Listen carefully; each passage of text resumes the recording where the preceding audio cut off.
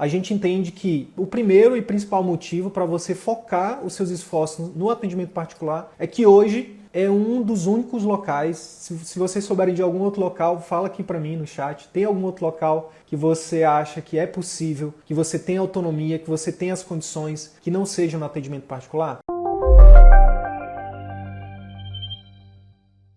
A gente entende aqui no CVM que o principal objetivo do médico, seja onde for, o médico ele tem um grande objetivo. Qual é? O objetivo de todo médico é ajudar da melhor forma possível o seu paciente, seus pacientes. Então, não importa onde você esteja, não importa qual a sua especialidade, não importa quantos anos de formato você tenha, o que você faz, não importa. Você tem um grande objetivo, que é ajudar da melhor forma possível o seu paciente. Essa é a grande premissa desses 5 motivos. Tá? E aí o que acontece? Só no particular é que a gente entende, só no particular o médico atua com liberdade para atender o paciente, com qualidade e com autonomia. Só no particular. Infelizmente, na nossa visão, só no particular. E aí o que acontece? A maioria dos colegas, e eu já caí nesse erro também, a gente vai pelo caminho da estabilidade. Vou garantir minha estabilidade. Só que aí a gente acaba trabalhando em locais sem as mínimas condições e sem a mínima autonomia. Em alguns locais, digamos assim, em alguns postos do serviço público, por exemplo, onde eu já passei. Não tinha autonomia nenhuma, eu não poderia dizer, não, esse paciente eu preciso atender ele por mais tempo, ou eu preciso fazer tal exame, ou eu preciso fazer tal coisa. Quantas vezes eu já passei por isso e não tinha as condições, e quando eu tinha condições eu não tinha autonomia. Já passei por isso N vezes. E eu tenho certeza que que em algum momento da carreira de vocês também já passaram por isso. Da gente querer... E aí não tem nada de errado você estar no serviço público. Não tem nada de errado, desde que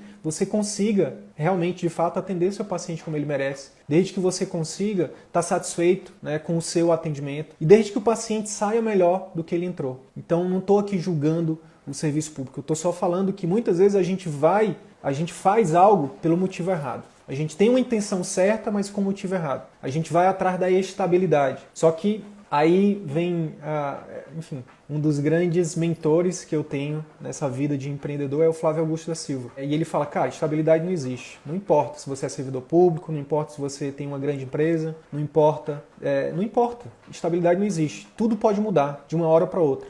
De um dia para o outro seu avião pode cair, você pode adoecer, pode vir uma pandemia. Né? As regras do jogo podem mudar de uma hora para outra. Não existe esse negócio de estabilidade. E aí, eu vou citar aqui hoje um exemplo de uma colega, né, médica, que é aluna do CVM, que é nossa aluna, que é nossa colega, que é a doutora Helena, que é endocrinologista. Tem uma entrevista dela, e no Facebook também, e no nosso podcast. E a Helena é endocrinologista no Espírito Santo, em Vitória, na capital. E hoje, a Helena, uma das coisas que ela fala pra gente, com muito orgulho, com muita alegria, é que ela atende 3, no máximo 4 pacientes por tarde, só particular, no consultório dela. A maior satisfação da Helena hoje não é o retorno financeiro, não é o prestígio, é porque hoje ela atende o paciente dela como ela sempre sonhou. Ela consegue exercer o máximo da potência intelectual, cognitiva e técnica dela como médica. Então ela tem autonomia para atender o paciente como ela realmente deseja, como ela realmente acha que deve ser feito. E ela tem as condições adequadas. Então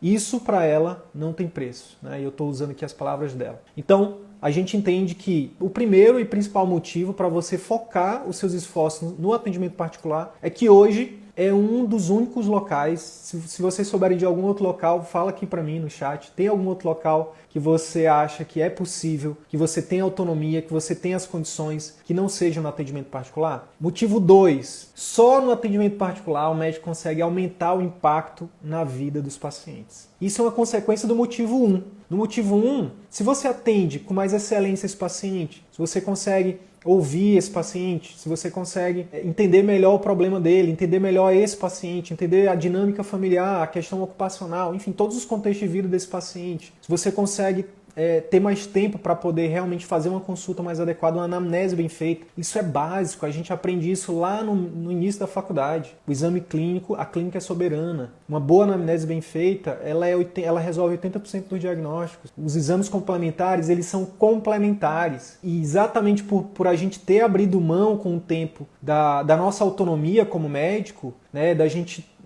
foi o que fez com que os exames tomassem essa proporção gigantesca de importância, inclusive na mente dos pacientes. Tem pacientes que falam assim, os pacientes muitas vezes não falam mais eu vou no médico, eles falam assim, eu vou fazer um exame. Olha só que loucura, olha que coisa louca. Por que isso tem acontecido? Porque a gente tem abrido mão de fazer uma boa anamnese, ou a gente ou a gente abriu mão, ou a gente de fato não foi treinado para fazer uma anamnese bem feita. Inclusive no CVM, no nosso curso, a gente ensina a fazer uma anamnese focada para o atendimento ambulatorial, para o atendimento de consultório, para entender não só o problema da doença do paciente, mas entender o paciente, para entender como é que funciona a psicologia desse paciente, como é que enfim, as emoções. William Osler já falava isso, né? O bom médico, ele sabe fazer um bom diagnóstico, né? Ele trata uma doença, mas o grande médico, ele trata o doente. Hoje, a Helena, por ela atender só 3 ou 4 pacientes, ela acaba tendo mais tempo, né? E por ser nossa aluna, ela aprimorou as técnicas de consulta dela,